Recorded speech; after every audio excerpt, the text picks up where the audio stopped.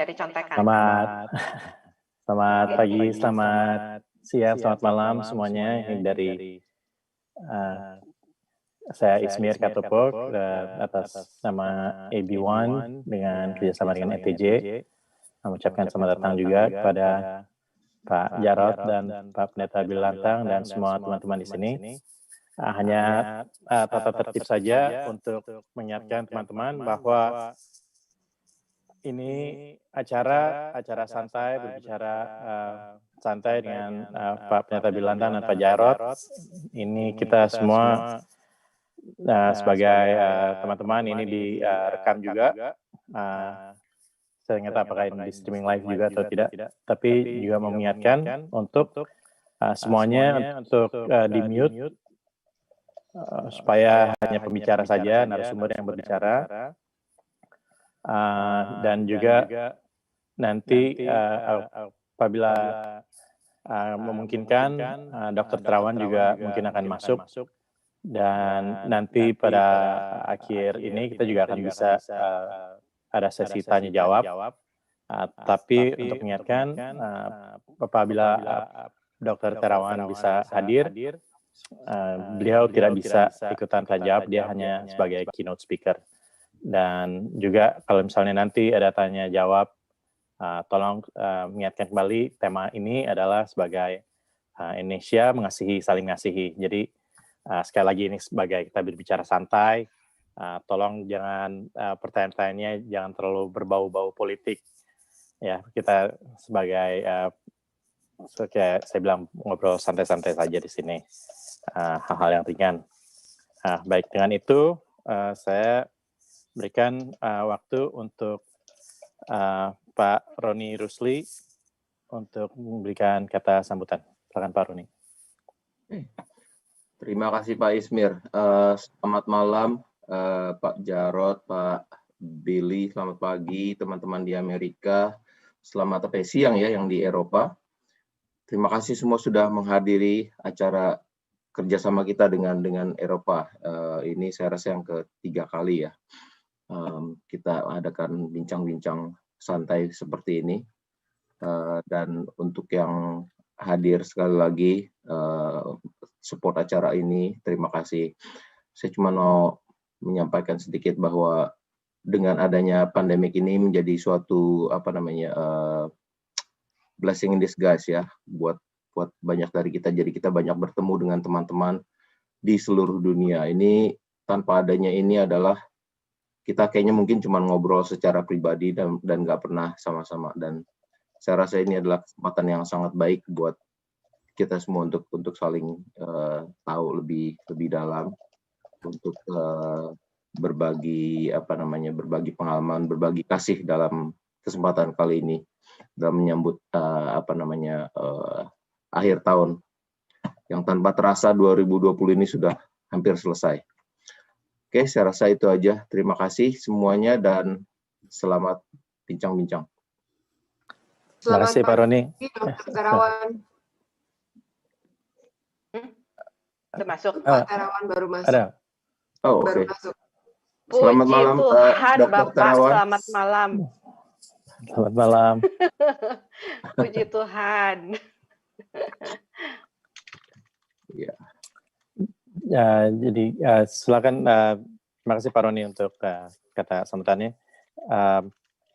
Pak Rizal, silakan berikan kata sambutan. Ya, terima kasih Pak Ismir untuk waktu yang diberikan. Sekali lagi selamat malam Indonesia, selamat pagi Amerika, dan selamat siang Eropa. Luar biasa ya 3 zona waktu. Kiranya kita semua boleh berada dalam perlindungan Tuhan senantiasa dan sehat selalu. Juga saya ingin mengucapkan terima kasih ya sebesar-besarnya pada 3 pembicara kita dalam bincang santai kita itu, yaitu Pak Terawan, Pak Jarod, dan Pak Billy yang telah mau meluangkan waktunya untuk menyapa kami yang jauh dari tanah air ini.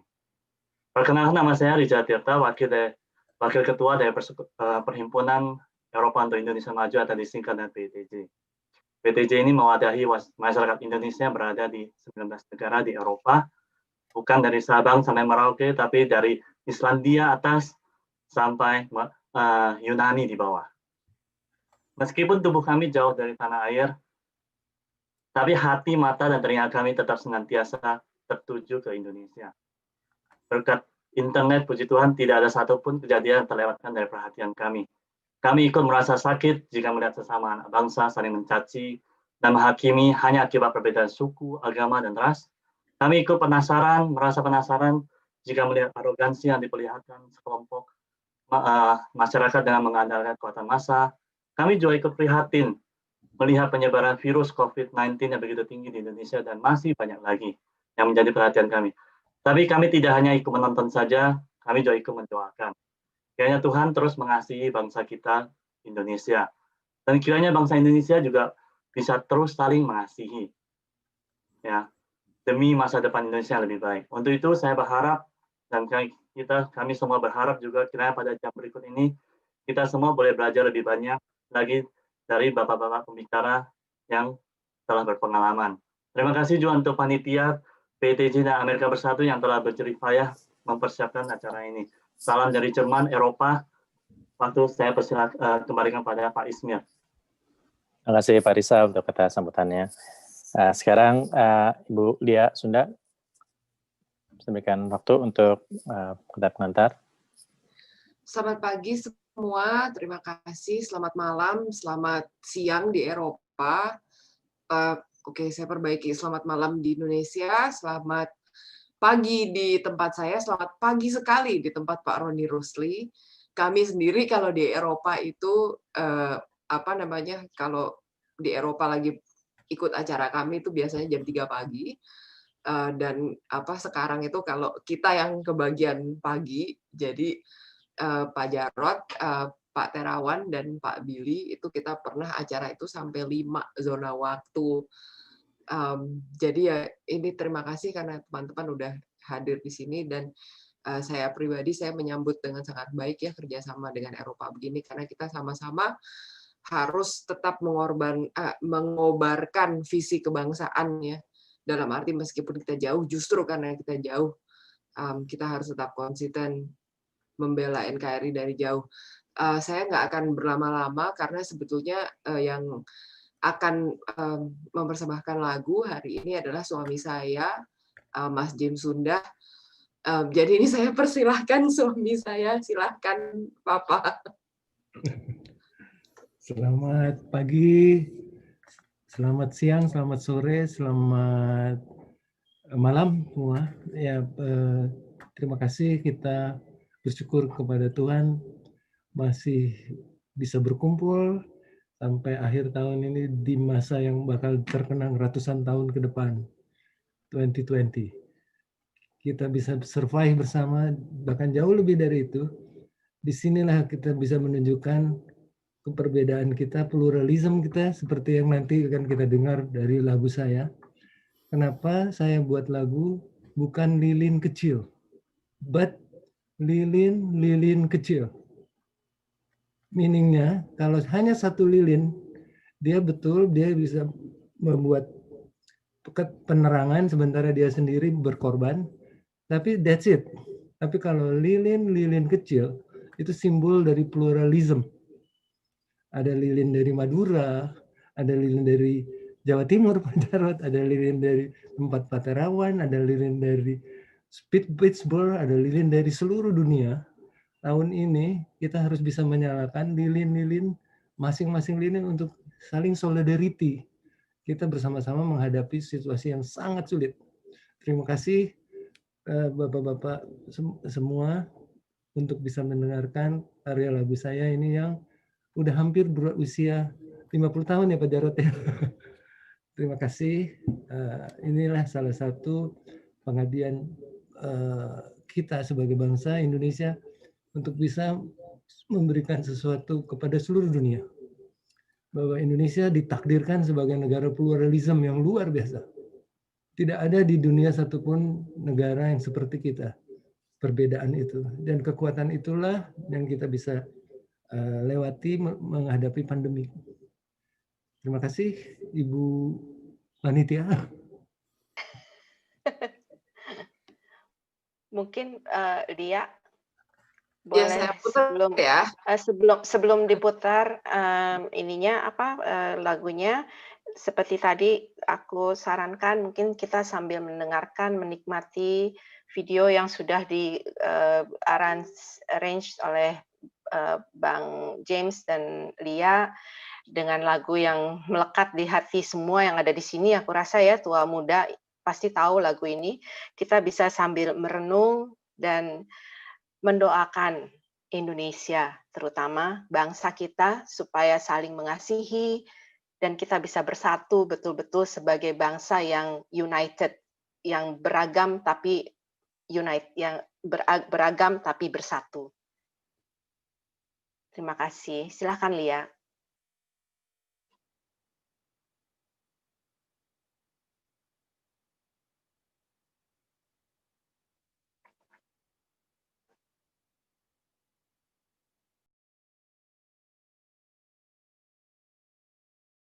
Udah kelihatan kan?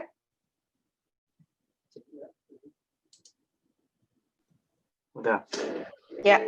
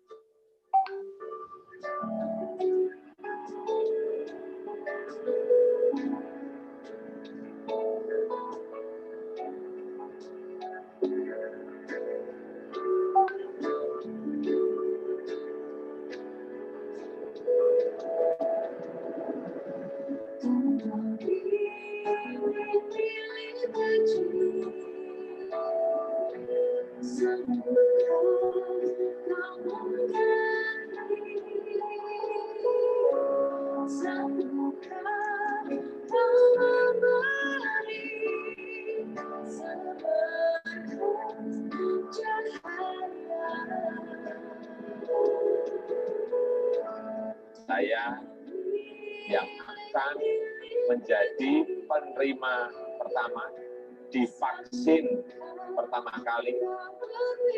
Hal ini untuk memberikan kepercayaan dan keyakinan kepada masyarakat bahwa vaksin yang digunakan aman.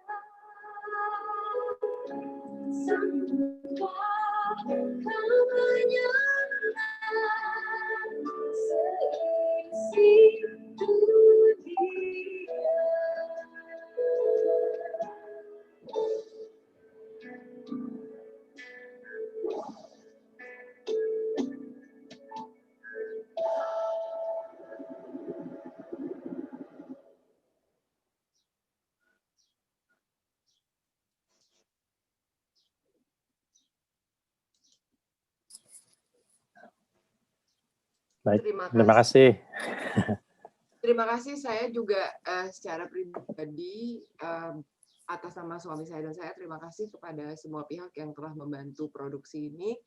Pertama-tama terima kasih kepada Mbak Claudia Emanuela Santoso dengan suaranya yang luar biasa, dan juga terima kasih kepada Pak Jokowi atas himbauannya mengenai vaksin, dan juga kepada KBRI Roma dengan Dubes Ibu Esti Andayani yang kebetulan secara khusus memberikan kami izin untuk meminjam footage mereka, Kompas TV, Dharma Wanita KJRI New York, Ibu Konjen kami, Ibu Endang Arifi, dan semua pihak yang nggak bisa saya sebutkan satu persatu.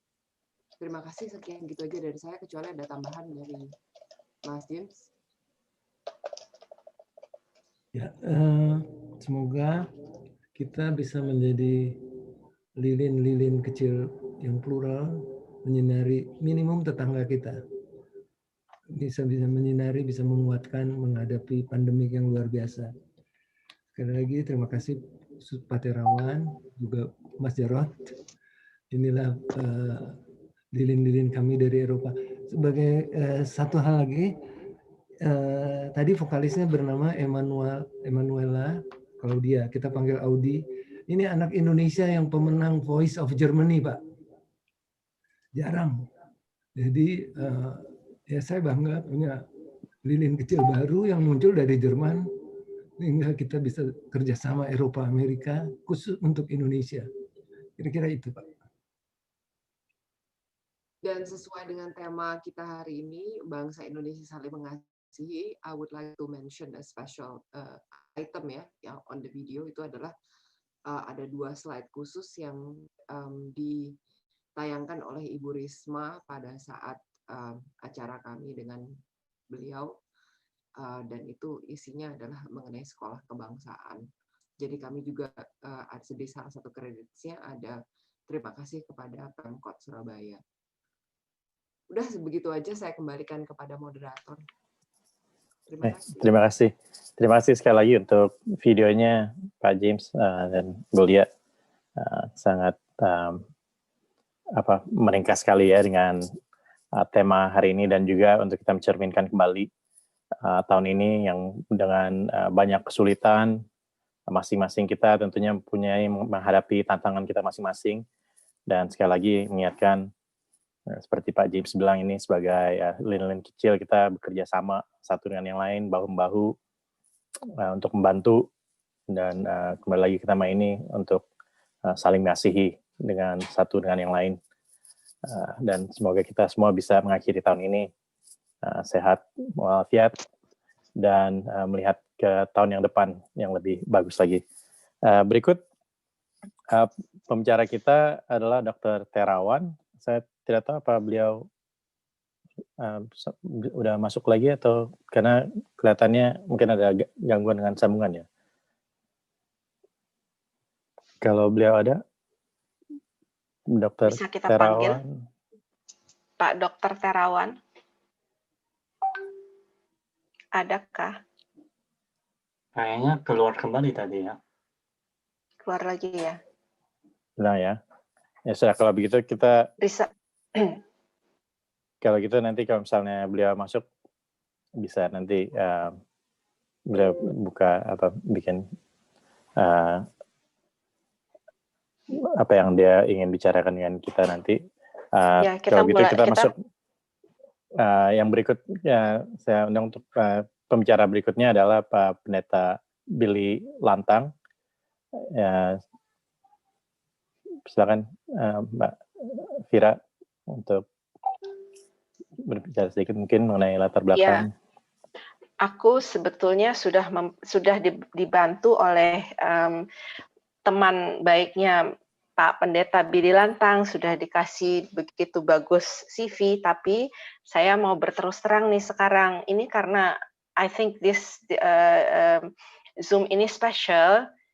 I made an effort. Biasanya saya duduk di meja makan di flat yang di bawah. Ini sekarang saya pindah duduknya di atas di flat yang ada office-nya suami. Tapi bad luck, internetnya nggak tahu gimana atau nggak tahu laptopnya ini laptop nggak bisa digeser-geser nih. Jadi saya stuck di WhatsApp-nya Pak Haksono yang sudah berbaik hati memberikan program. Jadi Pak Billy, I will do it out of my memory, apa yang saya baca tentang Pak Billy, dan ini satu kesaksian juga bahwa tidak ada yang kebetulan dalam Tuhan, karena beberapa waktu lalu kan ini flyer untuk acara Zoom ini saya post di Facebook saya. Saya post di Facebook tapi saya kirim kepada para narasumber, yaitu Pak Billy, Pak Jarot, dan stafnya Pak Terawan. Lalu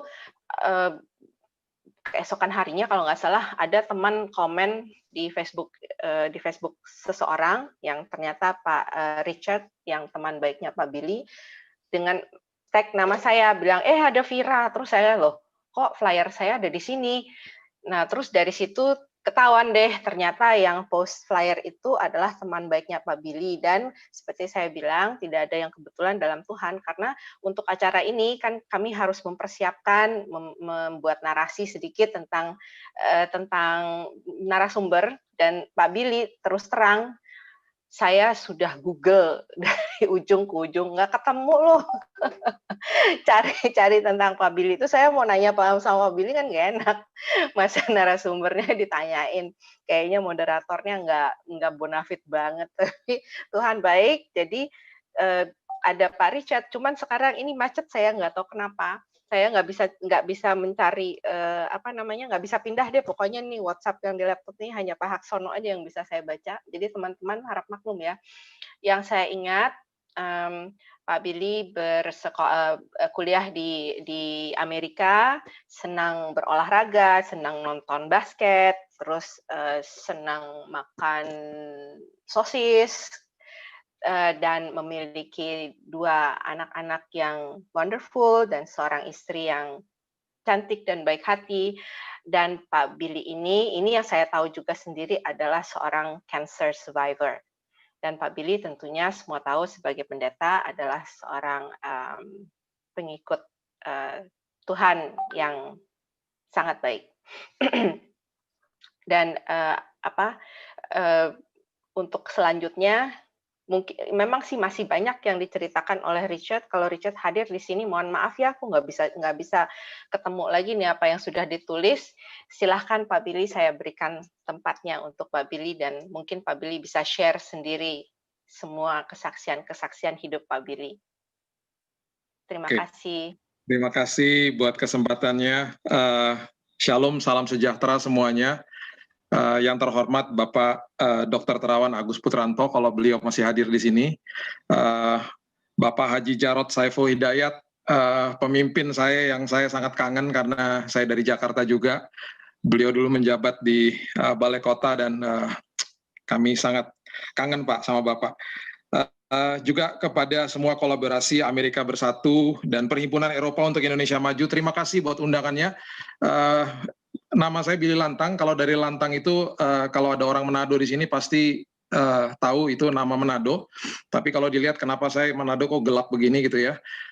Saya campuran, jadi mama saya ini asli India, papa saya asli Manado. Jadi perpaduan yang cukup aneh sebenarnya. Jadi opa oma saya ini datang dari India, dari kota Mumbai di tahun 1930, dan mereka itu kerja di pabrik rokok di Pasuruan. Mereka sebagai ekspatriat. Tapi kemudian mereka mendapatkan panggilan karena mereka Nasrani, mereka mendapatkan panggilan untuk mendirikan gereja di Batu Malang. Sampai hari ini gerejanya masih ada, GPDI di Batu Malang. Mereka sudah meninggal, mereka pahlawan iman bagi saya.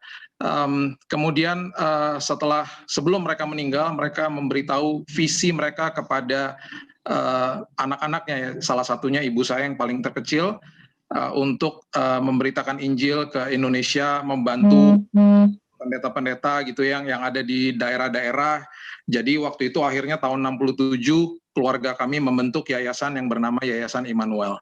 Jadi kalau Bapak Ibu pernah melewati toko buku Immanuel atau membaca buku yang published by Immanuel Publishing House, itu adalah pelayanan kami dari tahun 67 sampai hari ini. Papa saya sudah meninggal, mama saya umur 77 tahun masih tinggal di sebelah rumah, masih aktif.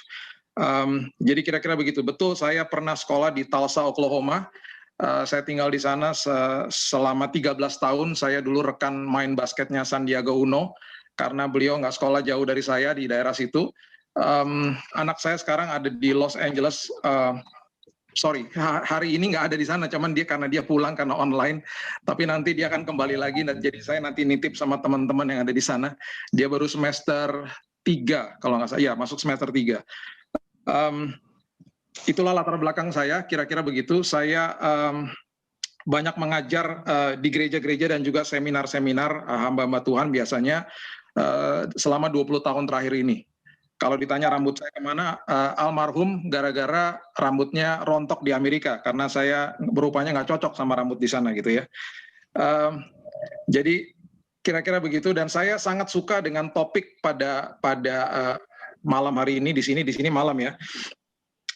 Suka dengan kata mengasihi, dan ini adalah kata yang selalu disebutkan khususnya ketika umat Nasrani misalnya masuk ke dalam musim Natal gitu ya, ke dalam teman-teman dari Muslim juga ketika masuk ke dalam musim Idul Fitri, selalu mengatakan kata-kata kasih, saling mengasihi, saling bersilaturahmi dan lain sebagainya. Tapi seringkali yang kita temukan adalah manusia sulit untuk mengasihi, dan akhirnya terjadilah kembali percecokan sana-sini, saling timbullah rasisme, apalagi teman-teman di Amerika sudah menyaksikan banyak sekali hal-hal seperti itu yang juga terjadi di sana. Jadi sebenarnya kasih ini apa sih gitu ya? Kalau saya bisa utarakan dengan waktu yang singkat ini, sebenarnya kasih itu sama sekali nggak ada hubungannya sama perasaan, Bapak Ibu. Nggak ada hubungannya sama perasaan.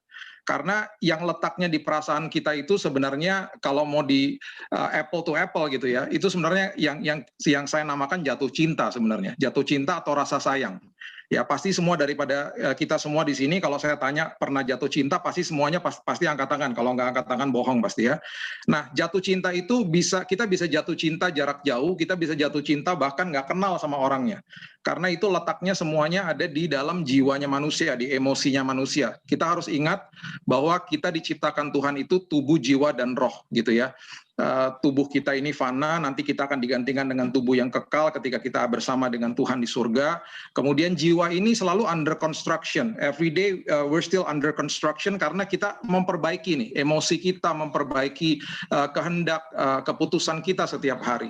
Kemudian kita memiliki juga manusia roh yang diciptakan oleh Tuhan, karena memang manusia itu adalah roh. Dan oleh sebab itu Tuhan berhubungan dengan manusia itu lewat rohnya.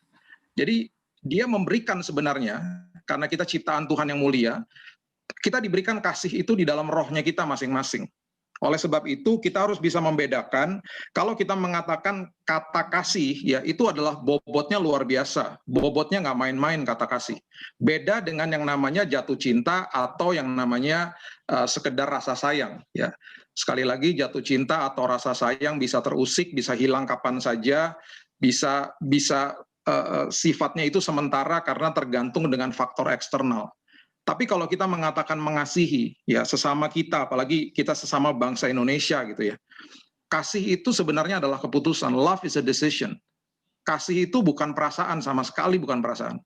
Makanya kalau kita membaca definisi kasih, kasih itu murah hati, tidak cemburu, tidak mementingkan diri sendiri. It's all decision. Jadi setiap hari kita ini harus mengatakan kepada diri sendiri bahwa saya harus mengambil keputusan gitu loh untuk mengasihi. It's an active thing every day. Nggak bisa enggak gitu. Nggak bisa kita cuma bangun pagi terus kita tergantung sama nanti emosi kita kayak gimana sepanjang hari. Nggak bisa. Nggak bisa, karena yang namanya rasa sayang pun bisa hilang aja, tergantung sama faktor eksternal. Ya, kita bisa disakiti hati kita, tapi kalau kita mengambil keputusan untuk tetap mengasihi, ya akan selalu terlaksana seperti itu. Jadi it's an active thing. Jadi love is a decision, kasih adalah keputusan. Itu dasar yang harus kita mengerti dulu. Kemudian kita di bangsa Indonesia ini juga sering bicara soal toleransi. Kita berkali-kali didengungkan dari Bapak Presiden dan sampai kepada jajaran-jajarannya selalu didengungkan kata toleransi. Tapi kemudian juga kita harus bertanya, saya ngerti nggak toleransi itu apa gitu ya? Oke, singkat aja, toleransi itu kalau kita mau breakdown, toleransi itu sebenarnya adalah penyesuaian diri Bapak Ibu. Penyesuaian diri itu selalu akan menghasilkan, catat ini baik-baik, penyesuaian diri akan selalu menghasilkan hubungan. Selalu.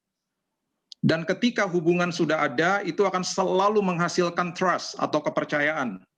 Dan di level yang paling tinggi dari kepercayaan itu akan menghasilkan sesuatu yang namanya pengaruh, influence. Urutannya selalu begitu. Jadi kalau kita bicara toleransi, kita bicara soal penyesuaian diri.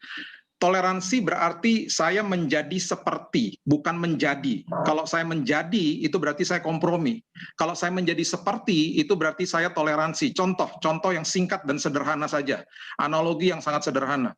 Kita kalau bicara sama anak kecil, Bapak Ibu, kita memakai bahasa anak kecil. Kita bicara sama anak 2 tahun misalnya. Kita ketemu sama anak 2 tahun.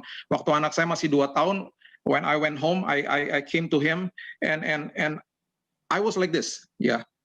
Hello. Kayak gitu kan, kita ngomongnya begitu. Itu bahasa anak kecil. Apakah saya menjadi anak kecil? Tidak. Saya menjadi seperti dia, supaya saya bisa menumbuhkan sebuah hubungan, kepercayaan, dan akhirnya saya bisa influence hidupnya dia gitu. Nah, bahasa itu, bahasa saya dengan anak 2 tahun, itu nggak bisa saya pakai sama istri saya. Halo sayang. Istri saya bisa bilang, baru makan apa bisa kayak gitu ngomongnya gitu. Nggak bisa. Itu beda, it's a totally different thing. Ya. Jadi toleransi itu artinya adalah penyesuaian diri saya menjadi seperti gitu loh. Dan urutannya selalu begitu ya. Selalu toleransi, penyesuaian diri itu menghasilkan hubungan, hubungan menghasilkan trust, trust menghasilkan yang namanya influence. Beberapa puluh tahun yang lalu, ya, ada seorang pria yang naksir sama seorang wanita, ya. Dan wanita ini suka makan bakso, Bapak Ibu. Prianya nggak suka makan bakso, tapi prianya naksir gitu. Jadi apa yang dia lakukan, dia menyesuaikan diri. Dia menyesuaikan diri. Menyesuaikan dirinya gimana? Dia bilang sama cewek itu, dia bilang gini, saya ikutan deh sama kamu makan bakso gitu ya. Terus ceweknya bilang gini, kan kamu nggak suka makan bakso, nggak apa-apa, saya yang penting duduk di situ minum teh botol, memandang dirimu udah cukup gitu ya. Kalau orang Jakarta bilangnya gombal gitu ya. Nah, akhirnya ini kan namanya penyesuaian diri gitu ya, penyesuaian diri. Jadi akhirnya pria ini duduk di restoran bersama-sama dengan cewek ini gitu ya. Nah, sekali lagi, penyesuaian diri akan menghasilkan hubungan. Setelah 3 bulan ditemenin makan bakso, kalau di Jakarta tuh ada istilah nembak. Nembak bukan nembak beneran ya, nembak tuh berarti ditembak gitu. Maksudnya kita kalau di Jakarta dulu di SMA bilang, lu udah nembak dia nggak? Nembak tuh berarti udah mengutarakan nggak isi hati lo gitu, kira-kira gitu. Pria ini akhirnya setelah 3 bulan ngomong gini sama ceweknya, aku nih suka banget sama kamu, mau nggak jadi pacar aku? Terus ceweknya bilang gini, ya iyalah, kamu abisnya nemenin aku makan bakso terus, ya udah deh, aku pacaran sama kamu gitu ya. Nah, berhasil tuh penyesuaian diri, masuk ke level berikutnya yaitu hubungan. Ditemenin terus nih makan bakso sampai 1 tahun. Timbul dong level yang berikutnya yang lebih di atasnya, namanya trust, kepercayaan. Percaya nih cewek nih. Wow, ini cowok konsisten banget gitu ya, komitmen banget gitu. Setelah 1 tahun lebih, akhirnya cowoknya bilang gini, sayang, mau nggak kalau kamu nikah sama aku? Wow, itu udah level influence Bapak Ibu.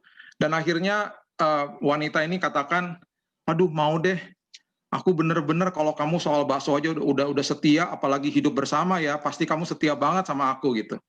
Akhirnya singkat cerita mereka menikah, dan waktu pernikahan mereka menyuguhkan tamu-tamunya mereka makanan bakso.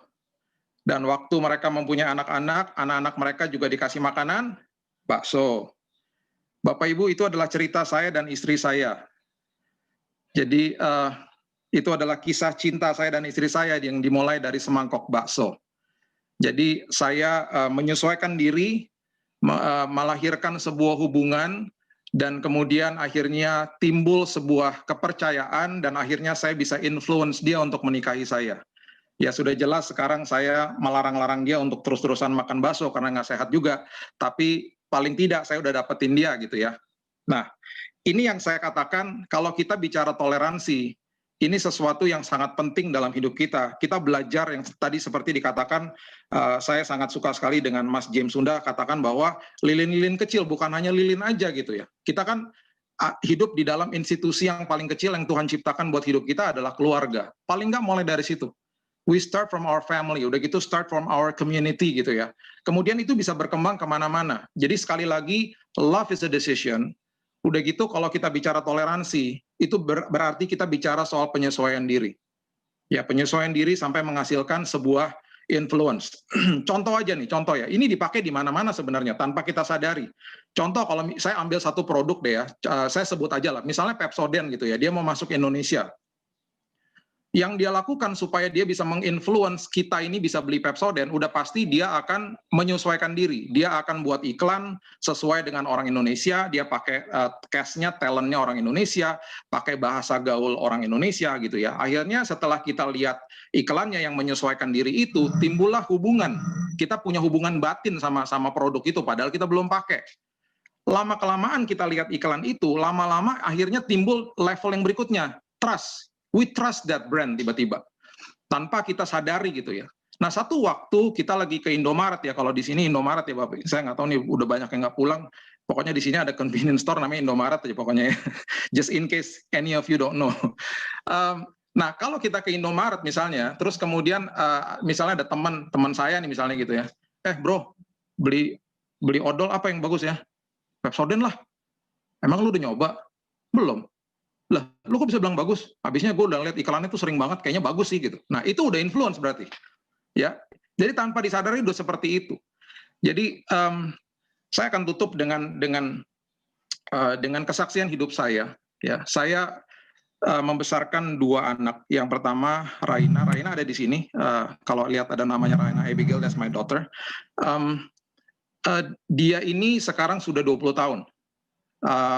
Adiknya Keaton itu 13 tahun.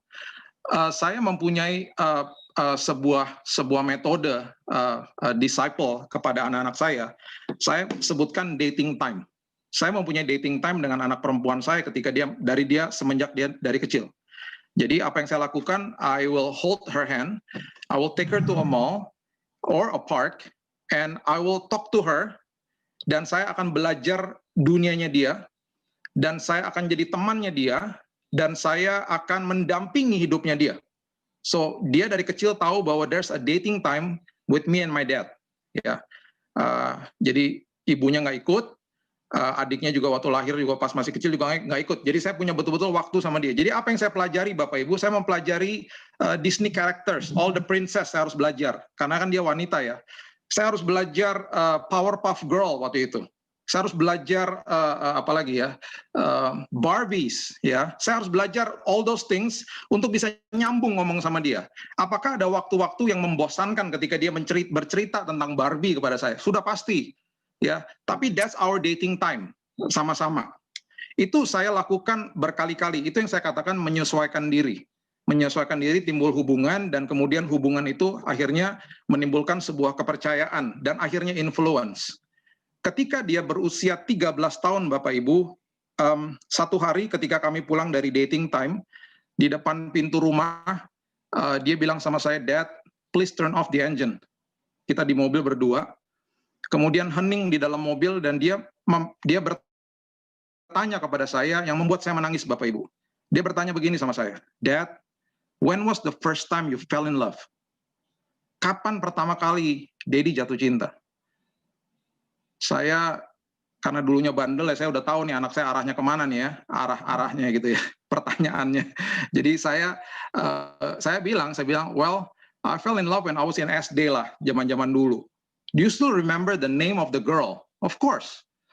Daddy kasih tahu nggak sama dia, waktu Daddy suka sama dia? Ya enggak lah, masih SD, malu kan. Kemudian kita hening sebentar, dan dia ngomong begini sama saya, yang membuat saya menangis. "Dad, I have that feeling towards someone." Aku mempunyai perasaan itu kepada seseorang. Dan dia bertanya begini kepada saya, "What should I do? What should I do?" Saya nangis, Bapak Ibu, di malam hari itu, dan seperti ada suara di hati saya yang Tuhan mengingatkan kepada saya, "Hari ini engkau menuai apa yang kau tabur.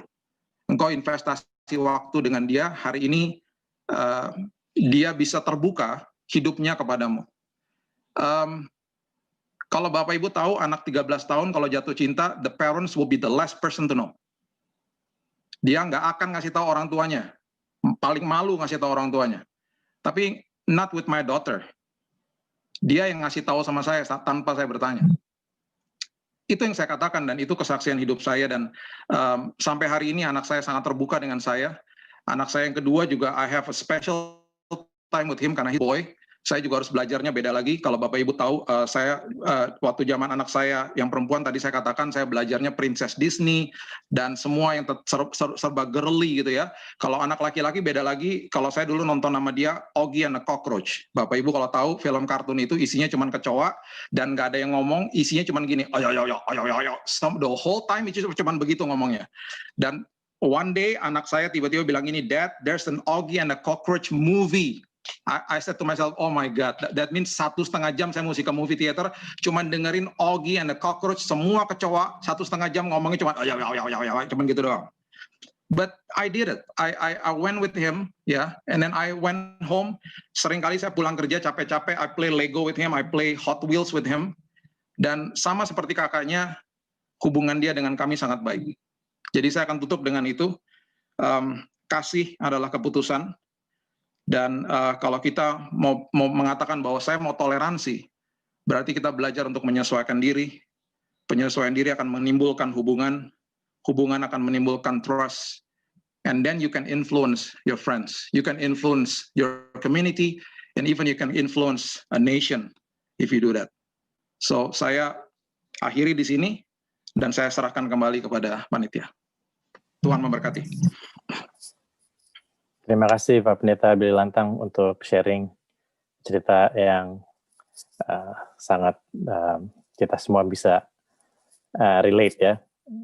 Jadi rupanya bakso itu juga banyak fungsinya juga ternyata ya. Selain enak, rupanya juga bisa mempererat dan bisa memberikan influence pada orang ya.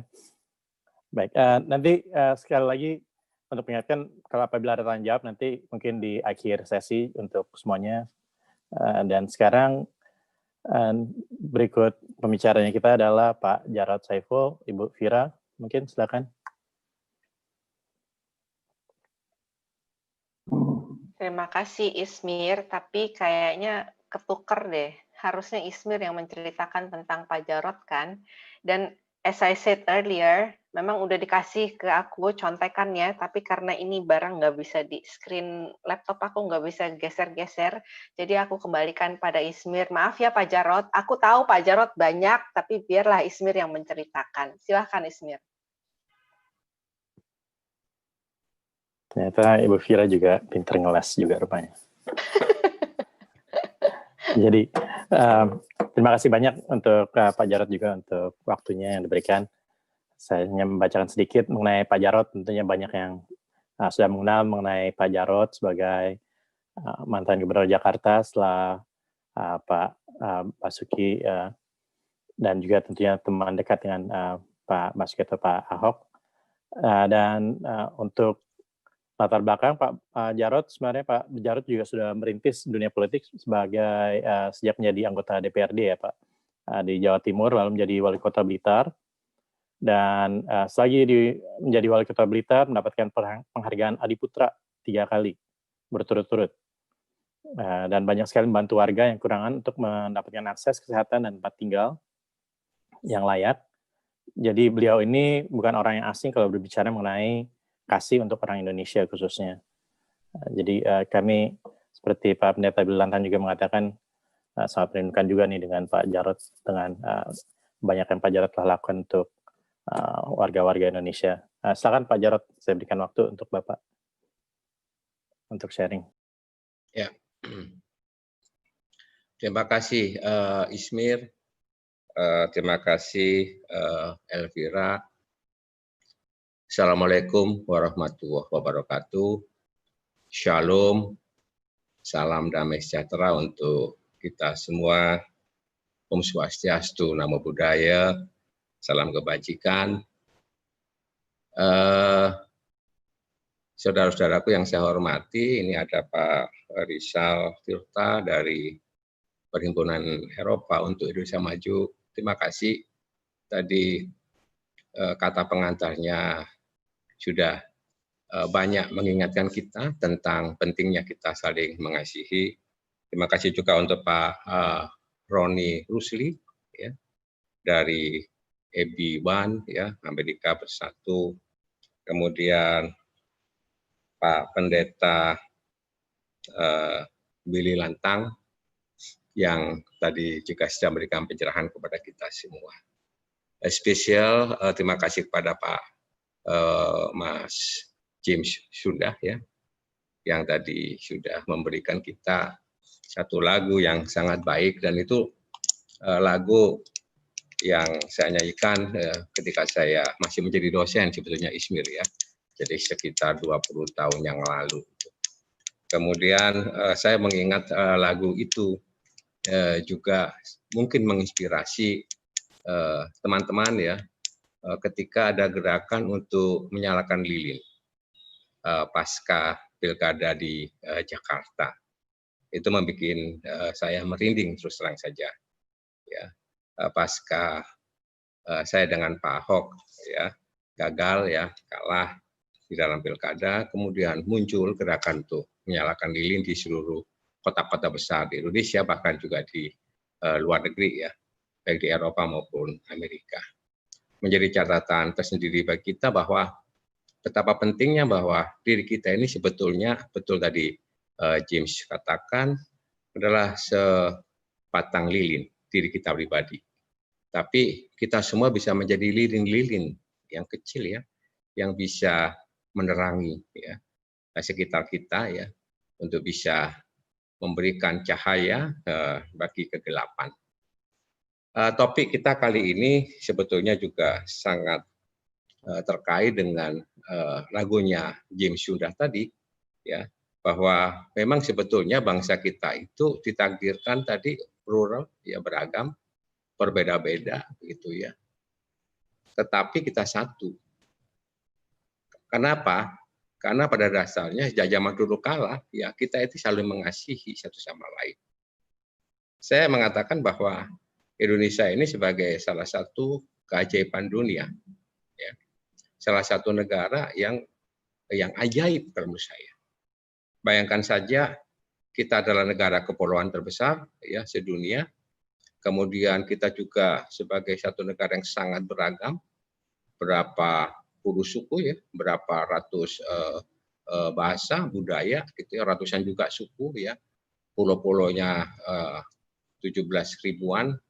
Tetapi kita bisa menjadi satu begitu ya, jadi menjadi satu ya, karena kita diikat oleh satu ideologi Ideologinya itu Pancasila, bukan ideologi berdasarkan pada agama. Dan sejak zaman dulu kala, ya, sejak saya kecil juga dididik untuk saling mengasihi. Saya Muslim gitu ya, tetapi teman-teman saya juga banyak yang non Muslim, jadi tidak ada masalah di situ. Kita bergaul dengan sangat baik, kita saling bantu membantu, ya, kita saling menolong, ya, kita saling menghargai, ya. Kita tadi katakan oleh Pendeta Billy Lantang itu saling mengasihi, saling bertoleransi satu sama lain. Toleran itu bagi saya adalah menghargai orang lain, meskipun kita berbeda. Di dalam ajaran agama saya, di dalam Islam juga diajarkan itu, bahwa sebelum kita melakukan sesuatu, kita pasti mengucapkan basmalah, ya, Bismillahirrohmanirrohim, ya. Artinya apa? Atas nama Allah yang Maha Pengasih dan Penyayang, atas nama Tuhan yang Maha Kasih dan Maha Sayang. Makanya kita sebagai makhluk Tuhan juga harus mengasihi dan menyayangi. Nah, ini sebetulnya jiwa kita. Kalau kita betul-betul ya mendalami substansi religiusitas kita, tergantung agama kita masing-masing macam-macam, silahkan ya. Tapi bagi saya adalah religiusitas kita itu adalah dalam praktek, dalam perilaku, dalam perkataan, bukan hanya dalam bentuk ya secara seremonial belaka, secara prosedur belaka, tidak, tapi dalam tingkah laku kita.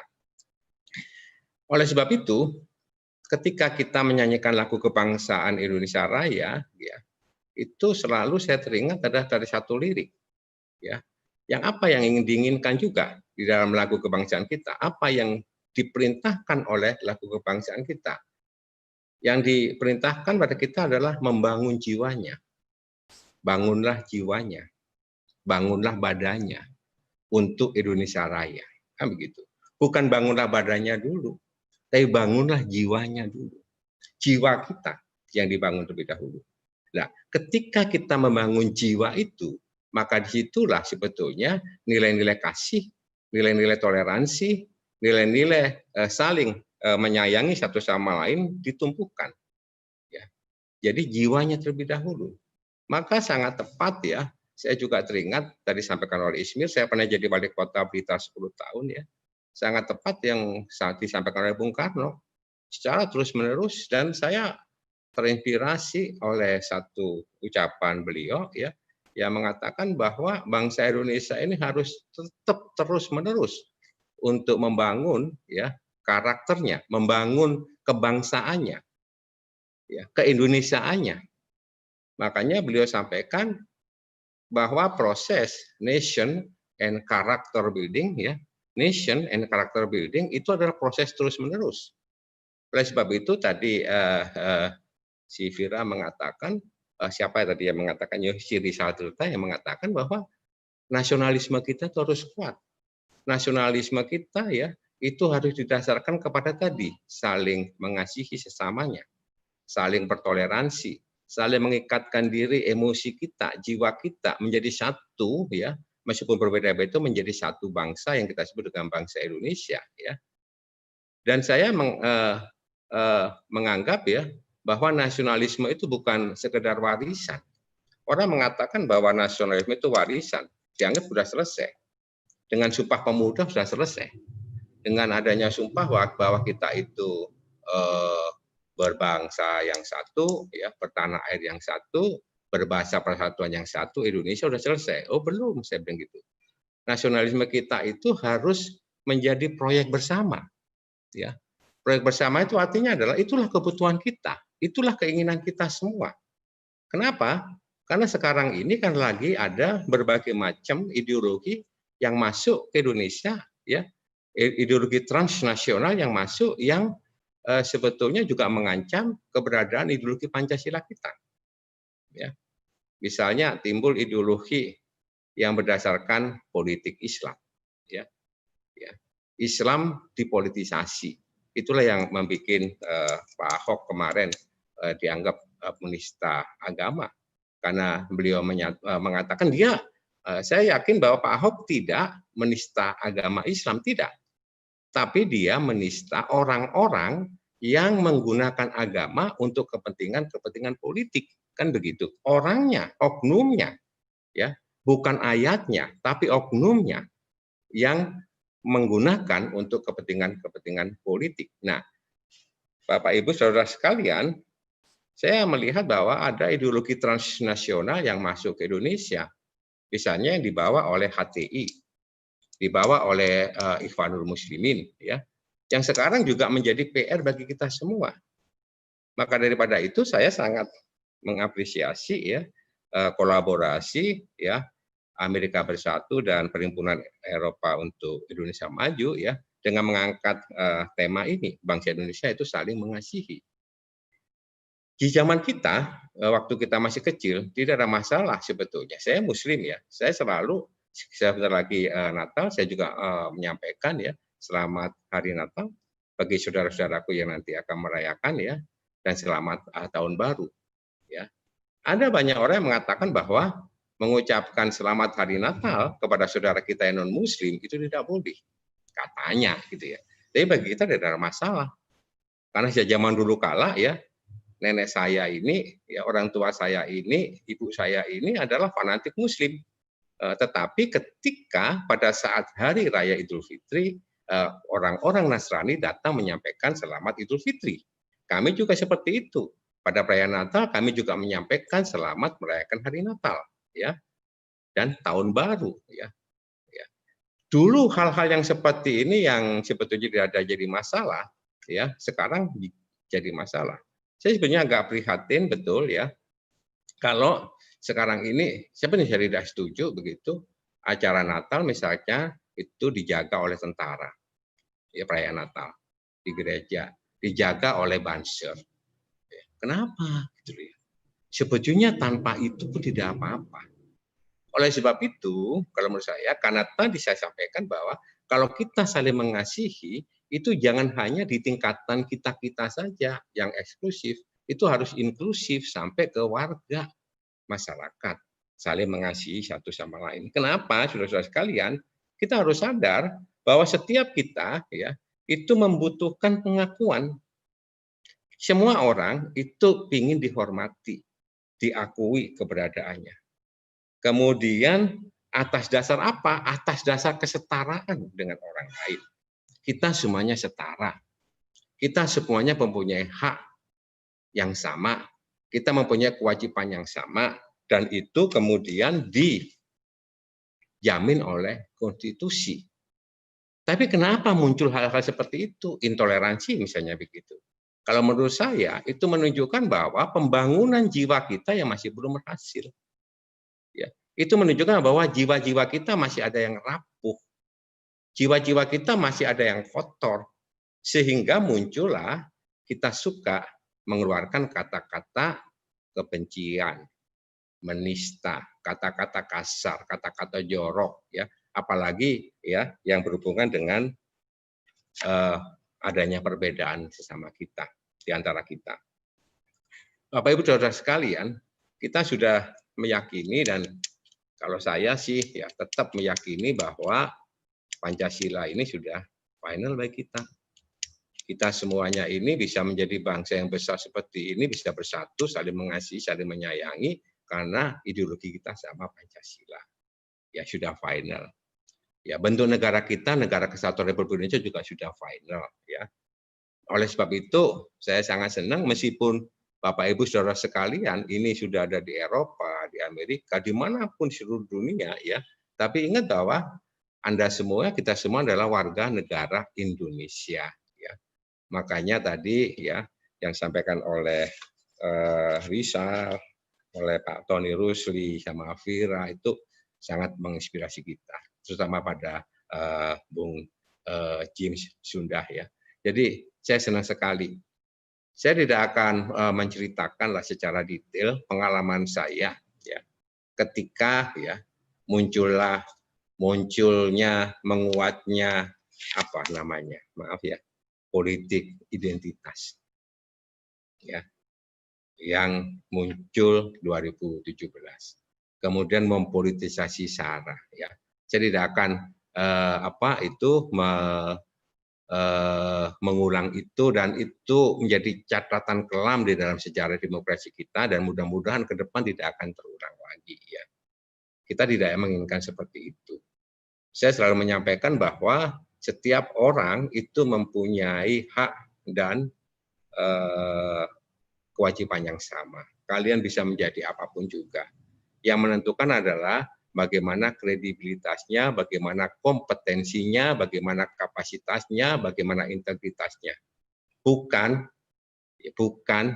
dilihat dari apa agamanya, apa sukunya, apa latar belakangnya, tidak. Tapi dilihat dari itu tadi. Ya.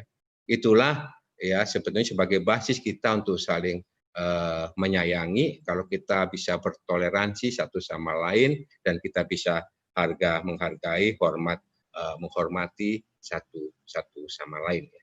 Saya Ismir itu juga pernah mengalami bagaimana dipersekusi, tapi saya tidak pernah dendam dengan mereka semua. Ya, saya tidak pernah dendam. Saya berbicara sama Pak Ahok, dia juga nggak dendam pada dia semua ya, pada mereka semua ya. Semuanya itu adalah satu proses, satu pengalaman yang harus kita lalui bersama ya. Dan kita petik ada hikmah di situ ya, ada pelajaran di situ ya. Untuk apa? Untuk kedewasaan kita. Supaya kita juga sadar bahwa nasionalisme itu adalah kita harus anggap sebagai satu proyek bersama. Rasa persatuan kita adalah satu proyek bersama. Ya, kita bisa seperti ini karena ada perasaan yang sama bahwa kita adalah sebagai bangsa Indonesia yang saling mengasihi. Ya, jadi ini Ismir ya sebagai pembuka. Sebetulnya saya berharap bahwa malam hari ini Pak Terawan itu bisa hadir bersama-sama dengan kita, karena saya ingin memberikan apresiasi kepada beliau. Bagaimanapun juga beliau sudah bekerja keras selama 1 tahun ya. Tapi apapun juga gitu ya, meskipun beliau diganti tidak apa-apa, selalu ada begitu ya blessing in disguise ya. Kenapa beliau diganti? Tapi minimal saya ingin sampaikan fotonya Pak Terawan adalah di situ, pernah menjadi Menteri Kesehatan. Saya juga ya meskipun menjadi gubernur 6 bulan gitu ya, ini bergurau sama Pak Ahok gitu ya. Saya bergurau ya minimal lah ya foto kita ada di situ ya. Jadi Jakarta ada catatan sejarah ya, selama 2014 sampai 2017 itu ada 3 gubernur ya kan, Pak Jokowi ya, kemudian di tengah itu ada Pak Ahok, kemudian saya di situ. Sini tidak apa-apa 6 bulan. Syukur kalau saya tidak menjabat sebagai gubernur, wakil gubernur tidak ada fotonya itu Ismir ya di balai kota ya. Yang ada itu 5 gubernur ya. Jadi lumayan juga foto saya bisa ada di situ, sehingga anak cucu saya bisa mengatakan, oh dulu bapak gue pernah lo jadi gubernur, ya. Tapi orang tidak mengatakan berapa tahun kan begitu. Pada cuma 6 bulan, tapi minimal fotonya tetap ada di sana. Nggak ada yang boleh menurunkan itu, Pak Billy. Jadi saya senang bangga juga itu, ya nggak? Itu ngomongnya Pak Ahok, nggak apa-apa. Saya langsung mundur aja Mas, supaya Mas jadi gubernur, supaya fotonya ada, gitu kan? Sehingga fotonya kita itu bisa gandengan gitu ya. Ya nanti penggantinya biar di bawah kita kan gitu, ini guyonan kita berdua. Jadi semuanya kita syukuri. Tapi saya mensyukuri itu karena saya percaya bahwa kalau Tuhan itu menutup satu pintu, dia akan membuka pintu yang lain. Asalkan tadi jiwa kita bersih, ya kita jiwanya melayani dan kita bisa mengasihi sesamanya. Sekali lagi terima kasih ya Ismir dan teman-teman sekalian ya, meskipun kita tidak bertemu secara fisik, tapi dengan melihat wajah-wajah segar seperti ini, meskipun saya tahu di Amerika sudah mau subuh ya ini ya, jam 2 pagi gitu ya, tapi masih segar semua. Terima kasih Ismir ya, saya kembalikan kepada Ismir, dan mudah-mudahan Pak Terawan nanti bisa ke kepada kita. Silakan Ismir, terima kasih. Terima kasih Pak Jarod, sekali lagi juga terima kasih untuk waktunya dan juga untuk membagi waktu dan cerita. Jadi memang seperti yang Pak Jarod katakan juga, ini salah satu untuk membangun kedewasaan adalah untuk kita juga menerima dan belajar ya dari apapun yang terjadi, baik itu negatif ataupun positif, dan juga mengucapkan syukur. Dan ini kembali lagi ke tema kita untuk saling ngasihi. Kalau saya tidak salah mungkin Dr. Terawan udah masuk lagi. Kalau ada, Bu Fira mungkin bisa. Apakah ada yang bisa confirm Dr. Terawan sudah masuk kembali di sini? Mungkin Kita sambungan namanya internet Indonesia mungkin nggak terlalu reliable kali. Kita panggil dulu. Jangan gitu dong. Ada 2 tuh yang pakai internet Indonesia tuh itu narasumnya Indonesia oke loh, keren loh. Ya. Keren-keren loh. Enggak, tapi mungkin Dokter Terawan lagi di luar kali ya, enggak, maksudnya di dalam perjalanan, karena tadi siang aku dikasih tahu lagi di luar kota. Tapi kita bisa cek Pak Dokter Terawan,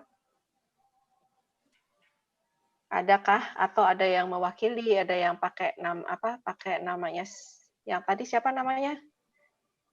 Dia. Atau bisa confirm lewat chat. Iya. Kalau mikrofonnya ternyata mute, bisa confirm lewat chat. Sambil menunggu, mungkin kita bisa memberikan waktu kalau ada yang mau bertanya pada Pak Billy atau pada Pak Jarot. Silahkan kita sambil menunggu Dokter Terawan, mudah-mudahan bisa sign in lagi. Jadi ya, sekali lagi ini waktu dengan waktu yang ada ya. Jadi tentunya untuk Pak Jarot dan Pak Billy juga yang di Indonesia yang udah mulai malam. Mungkin kalau apabila ada pertanyaan, silakan ditanya, taruh di chat atau ya mungkin di chat ya, angkat tangan. Jadi kita mungkin sebisanya kita untuk bisa mencoba menjawab atau menerima pertanyaan, tapi mungkin nggak bisa semuanya. Ya, sambil menunggu itu udah ada Sylvia Jenkins, aku lihat ingin bertanya. Cuman satu tadi kan kita bincang-bincang santai ya, jadi aku ingat nih ceritanya Pak Billy Lantang tentang daytime dengan anaknya. Itu Bapak Ismir kepalanya udah sama sama Pak Billy Lantang. Sekarang lu mesti belajar, Mil. Lu mesti belajar rupanya sama nggak cocok. Di Amerika rupanya benar, bukan. Pak. Oh, bukan. Lu mesti belajar untuk si Kaira. Ismir juga punya anak 2 perempuan dan laki-laki, Pak Billy. Jadi harus diajarin tuh. Biar anaknya terbuka sama bapaknya. mesti cari bakso yang enak kayaknya Pak Billy. Ya bukan bukan bakso yes. itu. Belajar princess Barbie. Silakan deh kalau gitu kita berikan waktu buat Ibu Sylvia Jenkins, Dr. Sylvia Jenkins actually. Dr. Sylvia ini dari UK. Iya. Dokter silahkan di unmute. Udah. Selamat pagi buat yang di Amerika, selamat malam buat yang di Indonesia, dan selamat siang buat teman-teman semua yang di Eropa. Terima kasih kesempatannya, Vira. Saya mau nanya sama Pak Jarot. Sebelumnya, aduh senang banget Pak, saya ketemu Bapak lagi di sini. Saya pertama kali dan terakhir kali ketemu Bapak saat Bapak menghadiri Festival Indonesia Moskow yang ketiga. Kebetulan waktu itu saya di Wisma Duta. Ya. Pas acara makan malam itu ya Pak, saya masih simpan foto sama Bapak, soalnya kenang-kenangan istimewa itu Pak buat saya. Very humble Pak, saya betul-betul terharu Bapak begitu ramah dan humble. Buat saya penting. Begini Pak, tadi Bapak kan sempat cerita bahwa di Balai Kota ya Pak, bahwa waktu acara Pasca pasang lilin begitu ya Pak ya, itu kan sebagai sebuah sikap toleransi ya Pak ya. Saya ada pengalaman nih Pak. Waktu saya di Abu Dhabi, saya 12 tahun, hampir 13 tahun di Abu Dhabi. Jadi saya memang teman baik dengan Pak Wahid Supriyadi, makanya saya ada di Moskow pada saat itu. Iya. Kita ketemu di dapur waktu itu. Ya, kita ketemu di dapur, betul Pak. Ini Pak, waktu itu pernah, jadi selama saya di Abu Dhabi dan ternyata sebelumnya juga di Kedutaan Besar Republik Indonesia di Abu Dhabi tidak pernah ada perayaan Natal di sana. Ya. Jadi ada memang cuma sedikit masyarakat, kebetulan saya Kristiani Pak ya, memang cuma sedikit masyarakat Indonesia di UAE itu yang Kristiani, tapi ada Pak, lumayan lah kalau dikumpulkan bisa sampai 50 orang lah satu UAE begitu. Pada saat Pak Wahid yang menjadi duta besar, kami diberikan kesempatan Pak untuk merayakan acara Natal masyarakat Indonesia di kedutaan. Nah, pada saat itu Pak Pak Wahid tuh orangnya open minded sekali dan sangat merangkul dengan masyarakat Indonesia. Jadi tidak pilih-pilih begitu Pak ya. Jadi kita boleh kita acarakan ya. Tapi sayang sekali Pak, waktu itu memang akhirnya kita ada tentangan Pak. Bahkan dari staf lokal saja menentang, nggak bisa perayaan Natal, sedih kita. Walaupun akhirnya berjalan, tapi walaupun ada boykot-boykot kecil, akhirnya tetap berjalan ya Pak. Cuman sedih sekali kita itu sama-sama di perantauan ya Pak ya. Sama-sama orang Indonesia itu bisa kita pada hari yang sama, pada jam yang sama ada salah satu masyarakat membuat acara lain. Jadi acara ulang tahun mengundang ustazah yang kebetulan waktu itu memang sangat keras ya, alirannya keras sekali. Ustazah itu sampai pesan, itu hari Jumat waktu itu, pesan. Jadi mereka sempat bapak-bapaknya sembahyang Jumat dulu gitu. Pesan, enggak boleh mengucapkan selamat Natal, itu haram dan sebagainya. Karena kalau kamu mengucapkan selamat Natal kepada orang Kristen, berarti kamu percaya bahwa Tuhan itu 3. Orang Kristen itu Tuhannya 3. Karena kita punya kepercayaan Tritunggal Maha Kudus. Kita punya Tuhan cuma 1, Pak. Enggak 3, tapi itu dibikin akhirnya memang banyak yang datang dari perwakilan dari IATMI, kan kita punya banyak perwakilan, bahkan dari masyarakat Muslim Indonesia Abu Dhabi. Kita terharu Pak, teman-teman masih datang gitu. Cuman kok ada ya masih ada yang begitu, yang menentang bahwa KBRI tidak boleh dipakai buat acara Natal. Kayaknya itu Pak ya, itu pertama dan terakhir masyarakat Indonesia, masyarakat Kristen Indonesia di UAE bisa merayakan Natal di KBRI. Pertama kali dan terakhir kalinya Pak.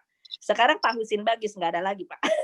Nah, apakah di Indonesia juga terjadi seperti itu Pak, di departemen-departemen seperti itu? Ya. Bisa langsung dijawab ini Ibu Sylvia. Ya silakan Pak Jarod, silakan. Boleh Vera. Ya silakan begini, Pak Jarod. Bu Sylvia ya, saya masih ingat. Saya cerita sebentar aja. Tahun lalu begitu ya, Vera, saya ke Swedia untuk pas itu akhir tahun ada perayaan Natal. Karena saya ini ketua Badan Pengkajian ya MPR. Jadi MPR itu ada yang disebut dengan Badan Pengkajian, mengkaji gitu ya tentang Undang-Undang Dasar 45, tentang undang-undang ya, tentang lembaga-lembaga negara gitu ya. Saya ke sana. Saya sebagai ketua dan bersama-sama dengan pimpinan yang lain.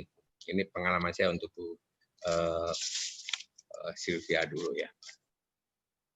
Di dalam pimpinan itu ada wakil saya ada 4 gitu. 1 dari Golkar, Pak Agun Gunajar, kebetulan dia tidak ikut. Kemudian ada Pak Tifatul Sembirin dari PKS. Kemudian ada Pak Beni Harman dari Demokrat dan ada Ibu Fahira Idris ya dari kelompok DPD ya.